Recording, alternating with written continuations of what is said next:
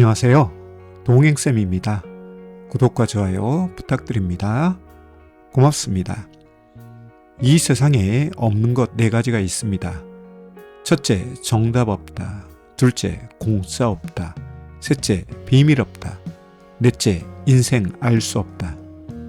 인생은 알 수 없습니다. 1시간 후 어떤 일이 벌어질지 아는 사람은 없죠.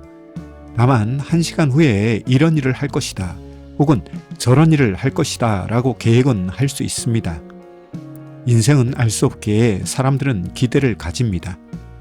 지금은 힘든 상황이지만 이를 잘 극복하면 어떤 좋은 일이 올지 모르기 때문에 막연하게나마 기대를 하는 것이죠.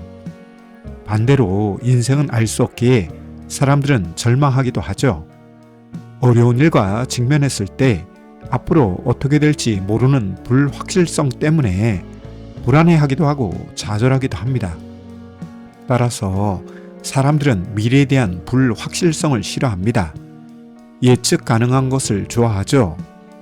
그런데 부부 사이에 외도 사건이 벌어지면 부부는 불확실성 때문에 우왕좌왕하죠. 그래서 확실성을 높이고자 이런저런 노력을 합니다. 그런데 이런 노력에 효과나 성과가 없으면 마지막으로 생각하는 것이 이혼이죠. 빨리 배우자와 헤어지는 것이 더 확실한 삶을 살아갈 것이라고 믿고 이혼을 서두르기도 합니다.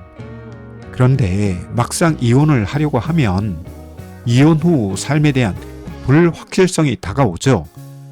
진퇴양난이라는 상황이 이런 상황입니다. 그럼에도 불구하고 한 번 외친 이혼을 거두어들이기는 쉽지 않습니다. 결국 외도는 파국으로 향하는 입구가 되어버리죠. 그럼 외도는 파국만 있는 것일까요? 그렇지 않습니다. 오히려 외도 사건을 삶의 전환점으로 삼고 삶의 변화 계기로 삼는 분들의 경우 외도 사건이 삶을 재정립하고 재정비하는 기회가 되죠. 그래서 제가 반복적으로 강조하는 것처럼 외도 사건을 삶의 업그레이드하는 기회로 삼아야 합니다. 변화와 성숙, 승화의 삶으로 가는 동기가 되어야 하죠. 그럼 외도 사건은 아픔과 상처, 고통만 남길까요? 외도로 인한 아픔과 상처, 고통은 외도 직면 후 삶의 장애가 될까요? 그럴 수도 있고 그렇지 않을 수도 있습니다. 이러한 선택과 결정은 부부가 하죠. 저는 여기에서 한 사람을 소개하고 싶습니다. 지휘자 중 아르투로 토스카니니라는 분이 있었죠. 그는 원래 첼로를 전공한 첼리스트였습니다. 그런데 이분에게 한 가지 문제가 있었는데요. 그것은 시력이 너무 좋지 않았던 것이죠. 심한 근시였던 그는 앞에 있는 악보도 제대로 보지 못할 정도였죠. 그는 신앙으로 자신의 시력 회복을 위해 기도도 했지만 시력은 회복되지 않았습니다. 그런 그가 좌절과 실망하지 않고 찾은 대안이 무엇인지 아시나요? 그것은 자신이 연주할 악보를 모두 외우는 것이었죠. 심지어 자신 파트만 외우는 것이 아니라 오케스트라 악보 전체를 외우는 것이었습니다. 이랬던 그에게 삶의 전환점이 오는 계기가 오는데요.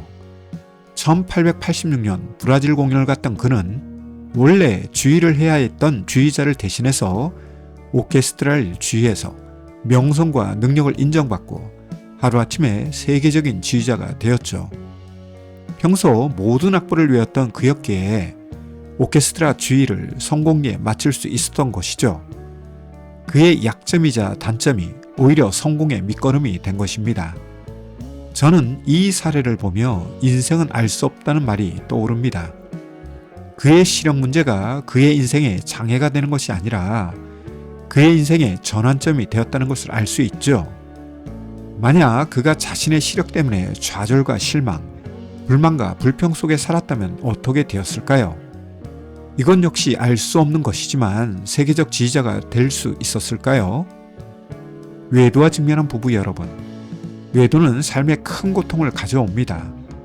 부부 사이에 회복하기 어려운 상처와 아픔을 몰고 오죠. 부부의 신뢰감도 바닥으로 떨어집니다. 배우자에 대한 미움과 증오가 극에 달하죠.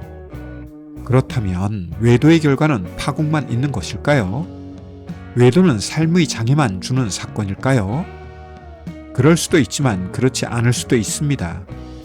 외도 직면 후 이를 어떻게 처리하느냐에 따라 이혼 여부를 떠나 당신 삶은 달라질 수 있습니다. 외도 사건이 보다 나은 삶으로 가는 계기와 입구가 될 수도 있고, 삶의 질이 바닥으로 떨어지는 계기와 입구가 될 수도 있습니다. 이것에 대한 선택과 결정은 누가 할까요? 그것은 부부가 합니다. 여러분은 어떤 선택과 결정을 원하시나요? 보다 나은 삶의 선택과 결정을 원하시나요? 아니면 그 반대의 선택과 결정을 원하시나요? 삼척동자도 보다 나은 삶의 선택과 결정이라고 말할 것입니다. 그렇다면 무엇이 필요할까요? 그것은 외도로 인한 상처와 아픔에 대한 치료가 필요합니다. 이는 상식적으로 생각해 보면 간단합니다. 팔뼈가 부러졌는데 무엇을 해야 할까요? 이왕 부러진 것 그냥 살래요 라고 말하는 사람은 없을 것입니다.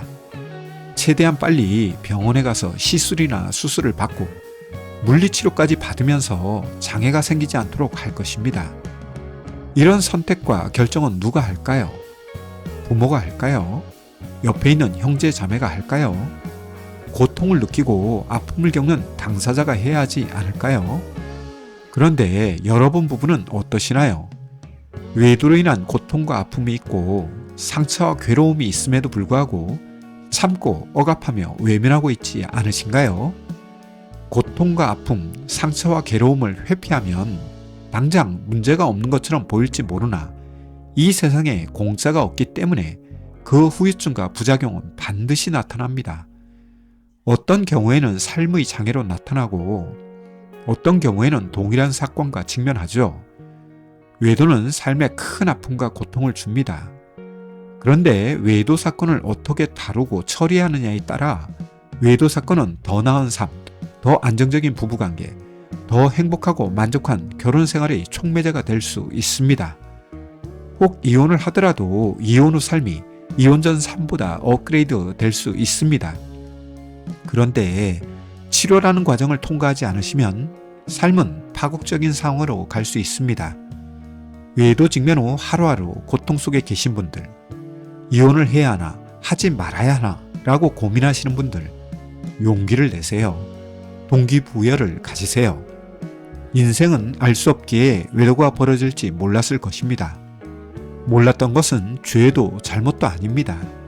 그런데 외도 직면 후 아픔과 상처를 방치하는 것은 불확실성을 강화하는 것이고 파국적 상황으로 자신을 내모는 위험한 선택입니다. 부디 지혜롭고 현명한 판단을 하셔서 지금이라도 치료에 임하시고 보다 나은 삶을 위한 변화, 성숙, 승화의 계기로 외도 사건을 활용하세요. 오늘 준비한 내용은 여기까지인데요. 도움이 되셨다면 구독과 좋아요 부탁합니다. 고맙습니다.